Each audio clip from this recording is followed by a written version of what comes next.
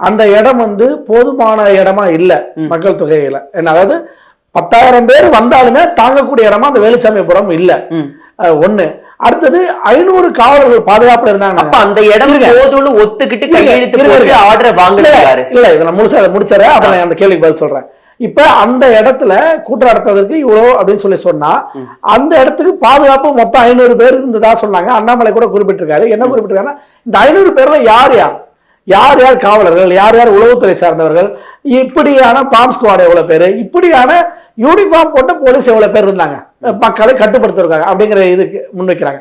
அப்புறம் அந்த இடத்துல ஒரு மிகப்பெரிய குழி ஒண்ணு இருந்திருக்கு. என்ன ஏறத்தாழ அந்த குழியில தான் அதிகமான நபர்கள் உளுந்து இறந்திருப்பாங்க அப்படின்னு கணிக்கப்படுது. என்ன ஏன்னா அந்த அந்த புகைப்படம் பிரபல பத்திரிகை, அதுவும் வந்து தினகரன் போன்ற பத்திரிகையிலே வந்திருக்கு. அது அந்த குழிக்கு அருகிலையும் ஒரு சைக்கிள் கூட மிதிப்பட்டு உடைஞ்சிருக்கிறது மாதிரியான புகைப்படங்கள் வந்திருக்கு பத்திரிகை ஊடகங்கள்ல.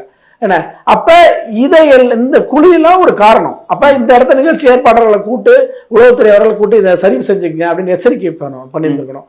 அப்படியான ஃபெயிலியர்ஸ் நம்ம சொல்றோம். அடுத்தது இவங்களுக்கு கொடுத்த கண்டிஷன்ல, விஜய் அவர்கள் கொடுத்த கண்டிஷன்ல நீங்க வழி நெடுகளை வரும்போது பஸ் மேல ஏறி கையசைக்கவோ பேசவோ கூடாது, நீங்க உங்களுடைய மீட்டிங் ஸ்பாட்ல மட்டும்தான் பேசணும் கண்டிஷன் போட்டிருக்காங்க.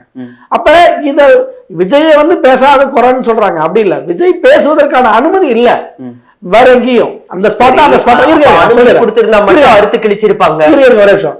இப்ப இந்த ஸ்பாட்ல வந்து அவங்க பேசுறா மட்டும்தான் நடக்கும். அதே வந்து நீங்க பழைய இதுக்கு முன்னாடி வேற ஸ்பாட்லயே பேச ஆரம்பிச்சாலும் கூட்டம் குறைஞ்சிருக்கும். இப்ப அந்த இடத்துல நடந்த கூட்டத்துக்கு அந்த கட்சியுடைய நிர்வாகிகளுக்கு அந்த நிர்வாக திறமை குறைதான். ஏன் குறைபாடுனா இப்ப ஒரு நிமிஷம் என்னன்னா அதிமுக திமுகவுக்கு முன் அனுபவம் நிறைய உண்டு. ஏன்னா ஒவ்வொரு மாவட்ட செயலாளர் ஒன்றிய செயலாளர் பாத்தீங்கன்னா எம்ஜிஆர் வருகையிலிருந்து புரட்சி தலைவர் அம்மா அவர்கள் வருகையிலிருந்து ஏறத்தாழ ஒரு 100க்கும் மேற்பட்ட கூட்டத்தை பார்த்தவர்களாக அந்த மாவட்ட செயலாளர் இருப்பாங்க திமுக அதிமுக சேர்ந்தவர்கள். அது போலதான் திமுக சேர்ந்தவர்களாம். ஆனா விஜய் கட்சிக்கு அப்படி கூட்டம் நடந்து இன்னும் சொல்லப்போனா அந்த மாவட்ட செயலர் யாருன்னா தெரியுமாங்க யாருக்காது?